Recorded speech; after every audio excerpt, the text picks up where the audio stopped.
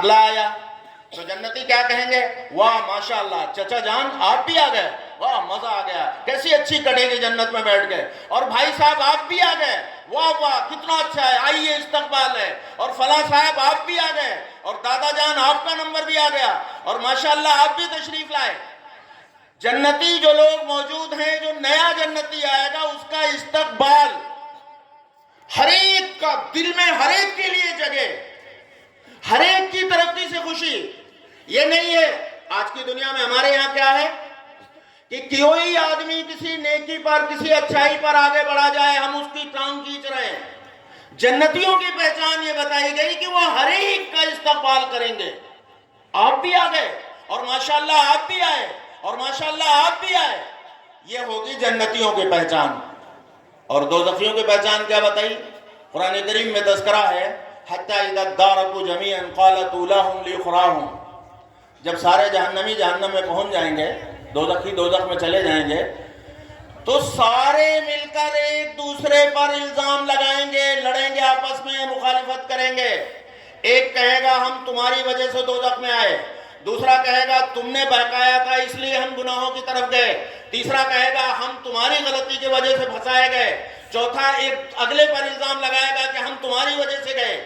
ایک دوسرے پر الزام لگانا، الزام تراشی کرنا، اپنی غلطی دوسروں پر تھوپنا، کسی کی برداشت نہ کرنا، یہ دوزخیوں کی پہچان ہوگی۔ قرآن کریم میں یہ پہچان ہوگی تو مرنے کے بعد جب جنت دوزخ میں لوگ چلے جائیں گے، لیکن اس کی روشنی میں ہم اپنا اس دنیا میں جائزہ لے کے دیکھ سکتے ہیں کہ ہم کون سے والے راستے پر چل رہے ہیں، ہم جنت کے راستے پر چل رہے ہیں یا دوزخ والے راستے پر چل رہے ہیں۔ ہمارا حال کیا ہے؟ اللہ معاف کرے، ہمارا حال یہ ہے کہ واقعی صورتحال یہ ہے کہ ایک پڑوسی کا گھر ذرا اچھا بن جائے تو ہم سے برداشت نہیں، ہم چلے مرے جا رہے ہیں، کڑ رہے ہیں کہ اچھا اس کا گھر بن گیا ہمارا کیوں نہیں بنا۔ کسی کا بیٹا آگے نکل جائے، کچھ ترقی کر لے دین میں، دنیا میں، کسی لائن میں، ہم سے برداشت نہیں ہو رہا کہ ہمارا بچہ تو نکلا نہیں، ان کی اولاد آگے نکل گئی، فلاں آدمی آگے بڑھ گیا۔ ہمارے جاننے والے ایک صاحب ہیں، ان کا بیٹا مفتی ہو گیا۔ ایک دوسرے پڑوسی نے مجھ سے کہا دھوبیوں کے بیٹے مفتی بننے لگے، یعنی یہ برداشت ہی نہیں کہ بھائی کسی دوسرے کی اولاد بھی مفتی ہو سکتی ہے، اپنی اولاد تو پڑھوا نہیں رہے اور دوسرا آگے نکل رہا ہے تو برداشت نہیں کر رہے۔ ہمارا حال یہ ہے، ہمارا حال یہ ہے کہ اگر پڑوسی کے گھر میں گاڑی خرید لے کوئی تو ہمیں برداشت نہیں، کوئی ساجھیدار ہمارا شریک ہو کاروبار میں، وہ تھوڑا آگے نکل جائے کاروبار میں، ہمیں وہ برداشت نہیں۔ ہم ایک دوسرے کی ٹانگ کھینچنے میں، ایک دوسرے کو نیچا دکھانے میں، ایک دوسرے کو گرانے میں سب سے زیادہ اپنی صلاحیتیں خرچ کرتے ہیں۔ ہمارے ملک کا عدالتوں کا ریکارڈ یہ ہے کہ لوگوں نے یہ تفصیلات آئی ہیں، سروے ہے باقاعدہ، 70-72% مقدمے ہمارے ملک کی عدالتوں میں خاندانی جھگڑوں کے ہیں، خاندانی جھگڑوں کے، بھائی بھائی کے خلاف، باپ بیٹے کے خلاف، باپ کی دادا کے خلاف اور دادا کی اس کے خلاف، سارے خاندانی جھگڑے آپس میں۔ ہم ایک دوسرے کو نیچا دکھانے کے لیے، اسے گرانے کے لیے، یہ آگے کیوں نکلا، یہ آگے کیوں بڑھا، اس کی ترقی کیوں ہو گئی، ہم اپنی ساری توانائی، ساری طاقت اس میں خرچ کر رہے ہیں۔ میرے بزرگوں، یہ دوزخیوں کا راستہ ہے جو قرآن نے ہمیں بتایا۔ جنتیوں کا راستہ یہ ہے کہ اگر آپ کا پڑوسی اچھا سا گھر بنا لے اور آپ کے سینے میں حوصلہ ہو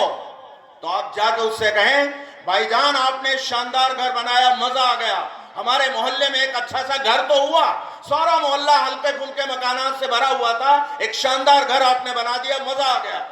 آپ اس کی تعریف کریں گے، اگر نہ کریں تعریف، جل مریں تو اپنا سینہ جلا لیں گے، آپ بیمار پڑ جائیں گے، آپ تڑپیں گے، کڑھیں گے، جلیں گے، اس کا تو کچھ بگڑے گا نہیں، اللہ نے اسے گھر دیا تو اس کا کیا بگڑنے والا ہے؟ آپ تڑپ کر مر جائیں گے، اپنی جان دے دیں گے، اس کا تو کچھ نقصان نہیں، تو دنیا بھی تباہ۔ اور چونکہ آپ کسی کی ترقی سے جل رہے ہیں تو آخرت میں جنت بھی مشکل، تو ہم نے دنیا بھی بگاڑی، آخرت بھی۔ اور اگر آپ جنتیوں کی طرح اس کی تعریف کریں، آپ کہتے ہیں ماشاءاللہ محلے میں ایک اچھا سا گھر بن گیا آپ کا، تو کل کو اگر آپ کے گھر میں 5-4 مہمان ہو اور آپ کے گھر میں سلانے کی جگہ نہ ہو تو پڑوسی کے گھر میں مہمان سو تو جائیں گے.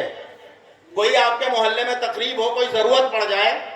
کوئی شادی غمی کا موقع آ جائے تو کم سے کم اس کے گھر میں, اس کے صحن میں آپ کے مہمانوں کے لیے ٹھکانہ تو ہو سکتا ہے. آپ کا کوئی پڑوسی ایک گاڑی خرید لے, آپ جلے مرے جا رہے ہیں, اس کے گھر میں گاڑی کیوں آ گئی, اس کے حالات تو ایسے نہیں تھے, یہ آگے کیوں نکل گیا, ہمارے گھر میں کیوں نہیں آئی, تو دنیا میں بھی گاڑی یا آخرت میں بھی گاڑی. اور اگر آپ اس کی تعریف کر رہے ہیں کہ ماشاءاللہ اللہ نے آپ کو توفیق دی, واہ واہ, آپ کو اللہ نے توفیق دی, موقع دیا, آپ نے ایک گاڑی خرید لی, بڑا اچھا ہوا, محلے میں ایک شاندار گاڑی آ گئی, تو آپ امید رکھیے کہ اگر آپ نے اس سے اچھے تعلقات کا اظہار کیا ہے, رات کو 12 بجے 1 بجے 2 بجے آپ کے گھر میں کوئی بیمار ہو جائے تو کم سے کم وہ گاڑی آپ کو اسپتال تک لے جانے کا کام کرے گی. کبھی کوئی ضرورت پڑے گا, کوئی دینی پروگرام ہو جلسے جلوس میں, آپ اسے آمادہ کر کے لے جا سکتے ہیں کہ فلاں جگہ چل رہے ہیں, وہ گاڑی آپ کے کام آنے والی ہو سکتی ہے. لیکن آپ جلے مرے جا رہے ہیں اس کی ترقی سے, تو نہ دنیا میں وہ آپ کے کام آنے والا, نہ آخرت میں آپ کے کام آنے والا.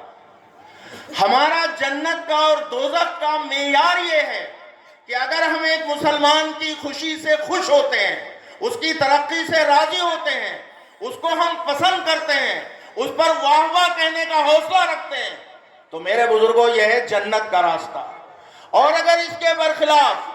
ہمارا حال یہ ہے کہ ہم ہر ایک سے جل رہے ہیں, چڑ رہے ہیں, کڑ رہے ہیں, مر رہے ہیں, اس کے خلاف کسی کو آگے بڑھتے دیکھنا نہیں چاہتے, کبھی اس کے خلاف مقدمہ کر دیا, کبھی اس کی شکایت کر دی, کبھی کوئی کسی کے خلاف, کوئی کسی کے خلاف,